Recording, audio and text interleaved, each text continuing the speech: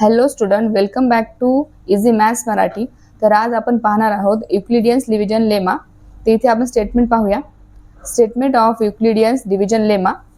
Statement: for given any two positive integers a and b, there exist unique whole numbers q and r such that a is equal to bq plus r, where 0 is less than equal to r is less than b. तर statement काय सांगते? For given any two positive integers. इथे A and B हे कोणते पण positive integers आहेत. Then there exist unique whole numbers Q and R such that. ही statement खूप महत्त्वाची आहे. A is equal to B Q plus R. यातील ए आणि बी काय आहे? They are any two positive integers and Q and R are whole numbers where 0 is less than equal to R is less than B. यातील R वर काय condition दिलेली आहेत? R हे 0 आणि बी च्या मध्ये राहील, और 0 is less than equal to R. R हे 0 पेक्षा मोठा राहील किंवा 0 च्या इक्वल राहील. In other words, when one positive integer is divided by another positive integers we get a quotient. जेव्हा आपण एका पॉझिटिव्ह इंटिजरला दुसऱ्या पॉझिटिव्ह इंटिजरने डिवाइड करतो तेव्हा आपल्याला काय भेटतं? एक क्वेशंट आणि एक reminder.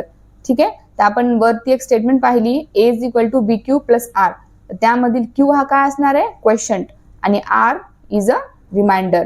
Such that the remainder R is always greater than or equal to 0 and less than divisor.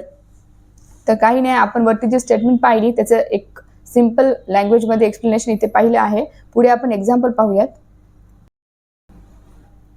Example: 23 is equal to 5 into 4 plus 3.